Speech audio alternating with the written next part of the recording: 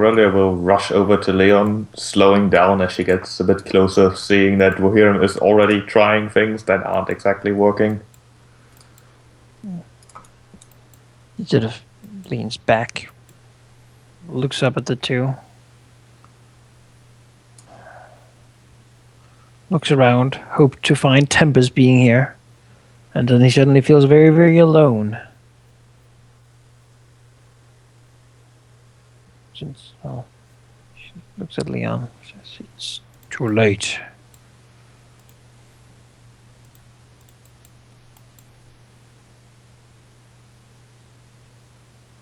Looks at Geráck and Aurelia. Seems to be rather angry. She sort of crawls away a little bit and is too.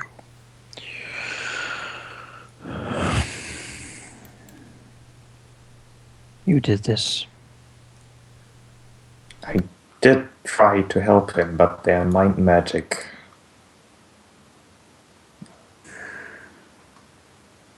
I have no excuse, I suppose.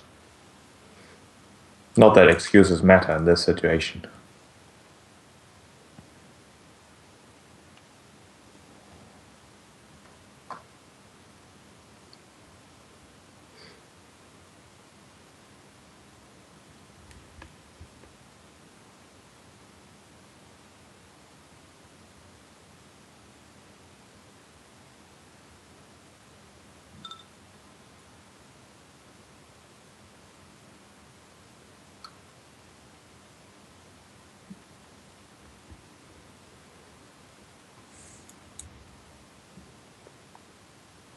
Grim will stand up, shake himself a little bit, to go back after Leon. Take him, make sure that nothing falls out of his pack. We need to get out of here.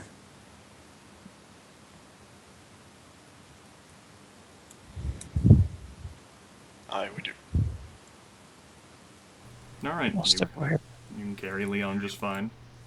Take a look at the throne. These two maps, see if we can see, like, Creel, a little Creel figurine on any of them, or... It's the first time anyone has taken an extensive look at the tables. So close by. The tables are very, very ornate and intricate, rather exquisitely crafted. And if they didn't look and feel to be so damn heavy, you imagine they could be worth quite a few of gold coins. This table here actually shows what appears to be an accurate display of the first floor that you are on, and it even has the various pathways lit, in this case the combat pathway that you took. And sort of like toppled over, appears to be like figurines made of like some sort of metal that have been toppled over, which seem to match the creatures that you slew. This table down here also appears to be lit up with soft lights demonstrating the pathway that you folks took, along with other rooms that are considerably darkened, although some of them looking familiar as the pathway you did once take your first time here in the dungeon. There does not appear to be a figure representing Creel on here. There also does not appear to be a table for this floor you're currently on. What about the rest of the throne? Is it just a stone chair, or is there It is anything? just a thick, ornate-looking throne. Does Dwohurim think that he or perhaps Geráck could smash these tables? Figurines to dust? Geráck would be strong enough that with his warhammer, especially since he'd still be fueled by Hammer of Faith at this moment, he could smash the tables, yes. But that would be against the rules, and so we summon more of those things on top of us. There's no rule specifically saying that destroying the dungeon is one thing. Well,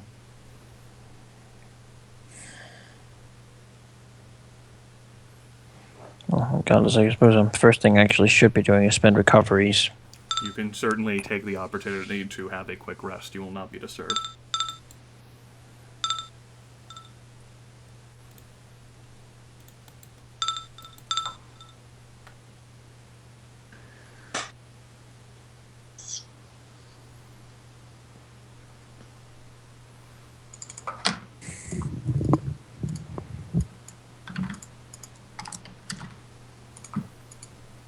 We're supposed to find the heart of this thing.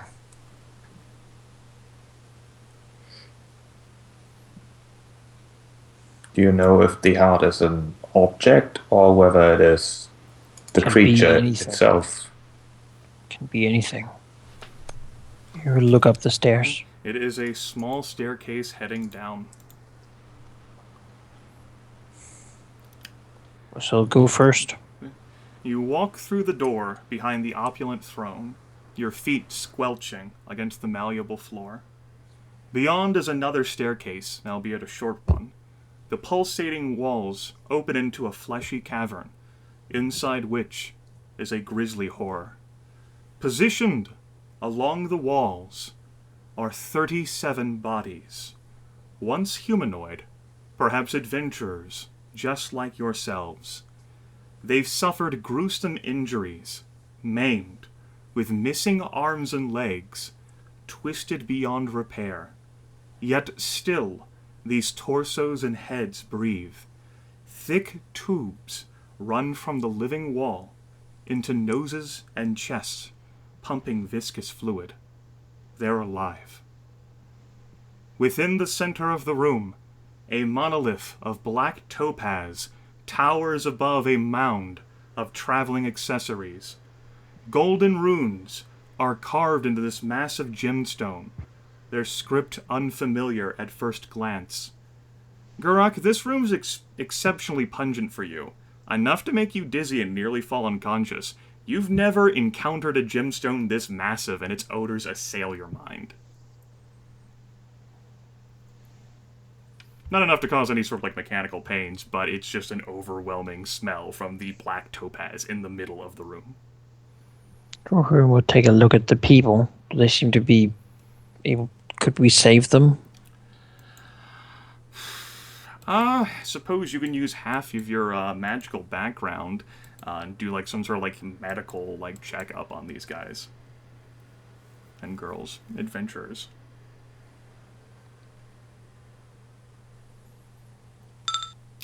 That is more than enough. The bodies are thoroughly wrecked. Maybe you could, like, save them? They have been horribly maimed, with missing arms and legs, just torsos and heads. You would need rituals from priests or druids to regrow their limbs, at the very least. Would they die? Could we... You think that, for intents and purposes, they're on, like, life support. That the magic of the living dungeon is sustaining them. And that removing them, or probably destroying the living dungeon, would kill them. Could I use a ritual using my heal ability? That'd be something I could do. You could perhaps render it so that maybe a few of them are savable. Certainly not all of them. I would say, depending on how well your rituals performed, up to 6 of them. That you would then still have to carry out. That still wouldn't bring back their limbs. Yeah. But there's a total of 37 bodies. The ritual, at best, you could stabilize 6 of them well enough to carry out of here. I mean, 6 people is better than... I suppose he'll go for the ones that look the least maimed and destroyed. Sure. Hopes that would somehow... He'll begin making the ritual. With a ritual this extensive, this would definitely take in the hours range. Well, we only have, like, 2. You only have around 2 before the dungeon is supposed to reset. So hours. Yes, 1d4 hours. Oh, well, that's pointless then. Because we couldn't actually, like, even with 1 hour, we might actually take more to just get them out. Yeah. Yes, but with a ritual that massive and sweeping, to restabilize their bodies, that would definitely be in the hours range. Yeah, and I'm guessing their minds are not in the best condition at the moment either. It's hard to say. You can't really analyze their mental state. Could I do fewer people in faster time? Sure. I could say, like, say 3 people, and that would take, what is it, like quarter hours, I think? 1d4 quarter hours. I'll do that then. So maximum of 1 hour then. Yes, a maximum of 1 hour, leaving you with roughly an hour to get out of here before the dungeon resets. That will take 45 minutes. And with that well of a roll, the DC only being 20, you will be able to save an extra person on top of that, so 4 people. It's going to be 45 minutes that pass for Geráck and Aurelia to do with as they please, if there's any actions you wish to take. Yeah, Geráck will probably not be in the room because he can't really stand the smell. So there are, of course, the monolith of black topaz. It does have its golden runes carved onto it. There is a mound of traveling accessories and some treasures at the base of the monolith. Alright. Look for that then, I guess. Yeah, I would say go around and try to divine the purpose of these things and perhaps identify things that are worth taking. So I would allow you, Sheep, to use an intelligence-based skill check combined with your assassin background to try and decipher the script on the monolith. Okay. It's draconic then, that's interesting. Well, not necessarily draconic, but perhaps something that you can decipher. All that. No. The only thing that Aurelia is able to work out is that she thinks that it's a message, and there's 2 words that she will recognize in it. One is Creole, which is mentioned a few times, and then the other appears to be a name. But she cannot translate this. This is outside of her scope of expertise. Cannot decipher the script. I can try once I'm done with this. As for Geráck, who is looking through the treasures, I will go ahead and list out things. First off, you find a half-dozen bottles of decadent Shadowport wine. You find an almanac of Koru Behemoth migration patterns. Alright. You find a leather-bound book of musical compositions by the illustrious artist known as Alfred Dazak. Okay. That's probably cursed. Throw it away. You find an assortment of 1,438 silver pieces, which is 143 gold and some change. 103. Right. Then you find a vial of greenish liquid. You find a heavy book constructed from some type of leather. It may not be animal leather. You find a wide leather belt with acorn designs. And you find a ring made out of complex interlocking wood.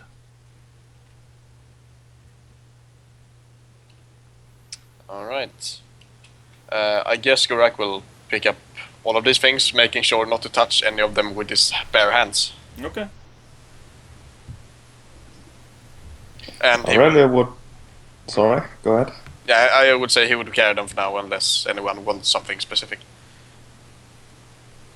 He will also show the others. Unless Not now, I'm Yeah. focused. He will show Aurelia. Yeah, Aurelia would, once Dwohurim seems to be done, mention the strange name to him. Well, maybe one of you could scout out a little bit upstairs and see what things look like. We could do that as well, yeah. Because if you can go up with like Leon and some of the treasure stuff before actually having to haul these people up, that'd be great. So we can, 'cause it takes 45 minutes. I don't know if we have time to go twice up and down. Depends on Yeah. what things look like up there. Hopefully nothing So close while he behind us. searches through, you maybe should go and take a look. Okay, sure. That's something Aurelia could do. There will be no punishment for splitting the party in this situation. It does take maybe 15 minutes, perhaps closer to 20, to walk from here through all of the rooms and up the multiple flights of stairs, all the way back to the exterior of the dungeon. but the path as you have cleared it remains open, and that includes the front door leading outside. Alright. So now you begin hauling Leon.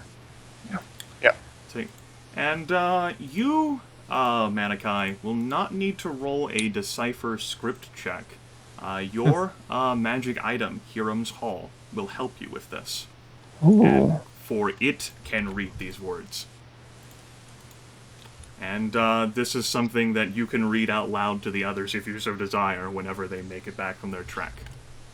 Sure, I would maybe. definitely like someone to read it out loud. Or you can certainly copy it down, too. Well, let's see what it is.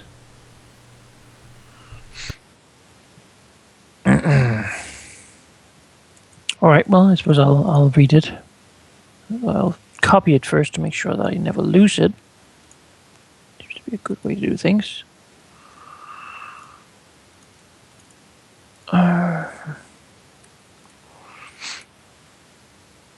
How many lines was that? Did I get all of it? Yeah, all right. You read the words of Santa Suran. You're the first to do so. You're fortunate to survive my greatness. I will relish your utility. You stand in the dungeon heart of what you call Creel. You may marvel at its wonders. Creel exists to survive, as all must do. But what does flesh consume? In this case, your emotion. It drags its tongues along your skin, collecting sweat of fear and joy, and of passion and triumph. It grows through your success and your failure. Not everyone escapes Creel. Some violate its rules. Others abandon their companions. Still others are merely unfortunate. It does not dispatch such victims. It preserves them, using its fluids and magic to trigger what it desires. In essence, the bodies you see here are cattle harvested from their master's desires.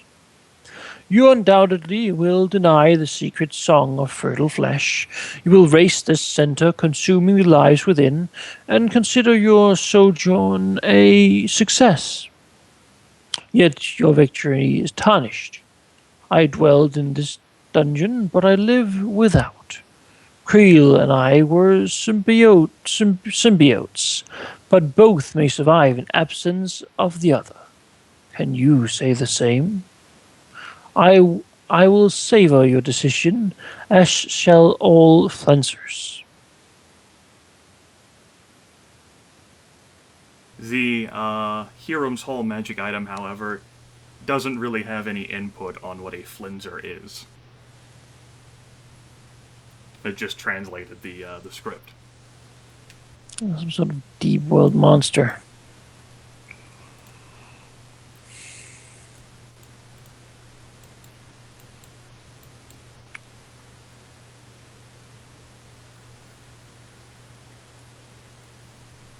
Those are the words on the mammoth black topaz obelisk, which would be worth quite a penny if you could fucking somehow get it out of here. Mm-hmm. I'm not entirely sure what this text is trying to say to us, to be quite honest. It's taunting us.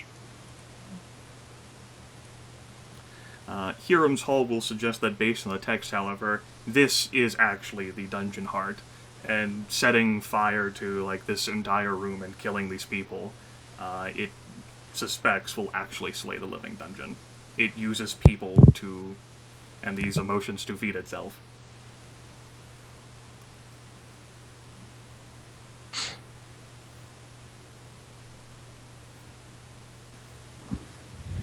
Get them out of here first. Yeah, the ones you were able to save. Yes, the 4 limbless bodies. You're able to cart those out, and you do have the cages. Dwohurim's magic did stabilize them enough. Well, I mean, it's gonna have to be it, because it's either they get back to Newport or they die, so... Mm-hmm. Yeah. He'll look at all the others that he couldn't save. 33 others. That doesn't have to be like a pool of water down here. It'd be bloody water at best. I mean, that would be okay, I think. Okay. My scroll can teleport, so we could bring some of that huge stuff with us. Then again, we'd end up in like Dragon Hall, so You would Yeah. be it's in very Dragon contrary to Hall what again, we yes. actually want. So let's not even do that. He feels very sad. This is the turn of events. But he has to abandon all these people, whom he with time could save.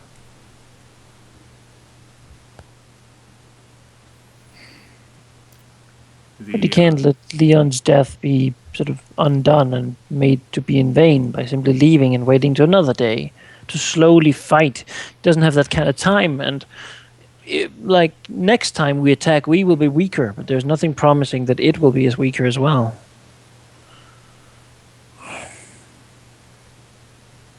No, we killed some of this place's minions, but what does that even mean? Yeah, look at the tables. They're just little toppled over figurines.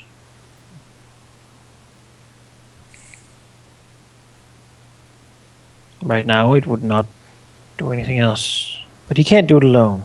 He needs people out, and then he needs the others to be there as well. It's better for them to die than live this way. At least. They could have been saved. Only with someone stronger.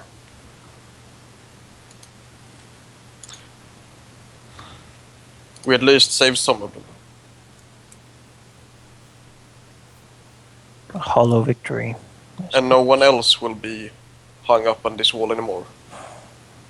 Could we use some of like the healing potions? Would that work? The healing magic in the potions would simply be too insufficient to stabilize their bodies. They are pretty much living because of the living dungeon now supporting them. Do they seem to be conscious? They seem to be unconscious, like they're trapped in dreams. Oh, thank God.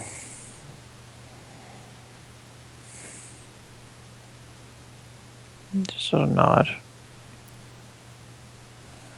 Alright. Is that everything we could haul out of here? I think so. Just nods. Let's do it then. Geráck will nod.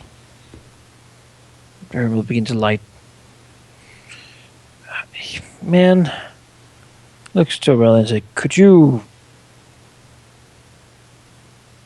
Sort of looks to the people. Fire would work well, but not. I will if you he doesn't want me want to say anymore. He just sort of says, I will light a fire out here. You can bring the fire in when it's done, please. If you want me to do that, I will. However, I Just too am at this make point. Make it quick if you can. She nods sadly. He'll go out here and wait. Just You then standing here a little bit, he will return and make himself watch. You will have enough time to destroy what the obelisk refers to as the dungeon heart, and even manage to escape. The walls and floor and ceiling down here of flesh do shudder and begin emitting a series of aberrant and horrific screeches whose nails grate against your souls. But you are able, thoroughly convinced, for there can be no other alternative, and Hiram's Hall can confirm it, that you have slain the living dungeon of Creel, and you are able to escape to the surface outside the exterior before midnight strikes. Leaving behind you, the exterior still looks a little friendly with its sign. That hasn't disappeared.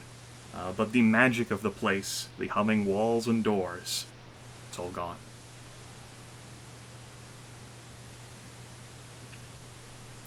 you can return yourselves, I suppose I should have made this appear, to the exterior map, if you would like.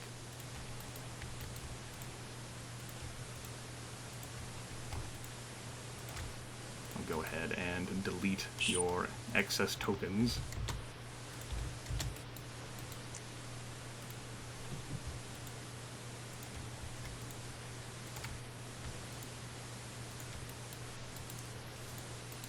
It is currently just around midnight. Even with daylight and with Tempus's guidance, it was a 4-hour trek with those cages from the North Harbor to here. Especially now without Tempus, with the lack of light, and with bodies now being hauled back, a total of 4, plus Leon's, although he's not alive so well now. It may take even longer to reach your ship once again. Well, I'd really, I mean, we could haul a little bit away and then we could sleep out here.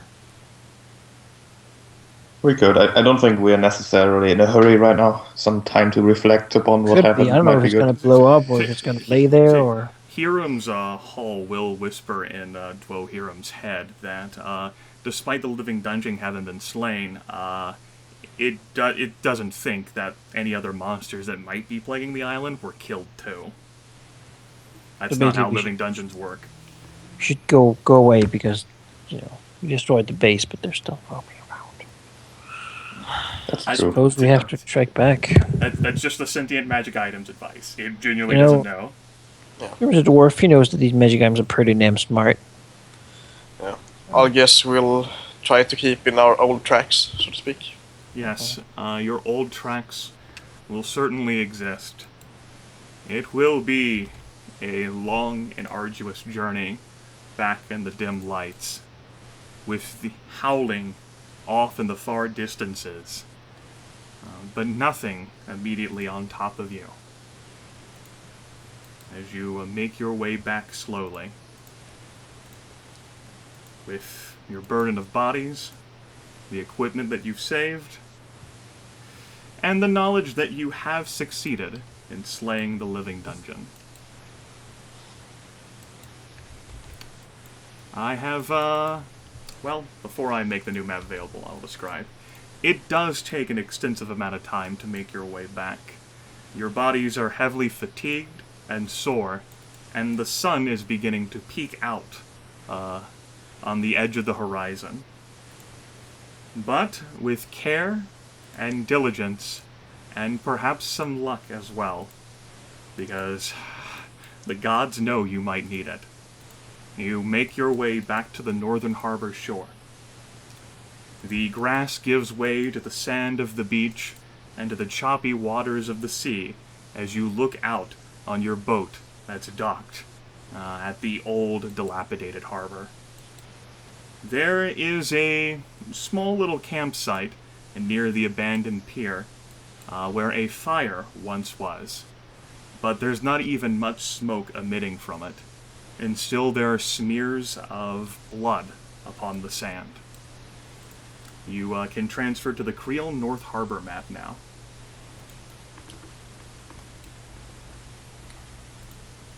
Go ahead and carry Leon. Oh no, not the cat. Oh.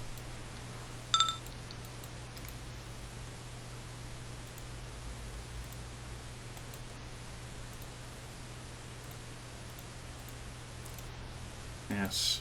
The rays of sunlight on the edge of the horizon brilliantly illuminate the sand and the choppy sea and the blood that has been spilled out on the sand. Off in the distance, you think you hear the sounds of gentle mewing.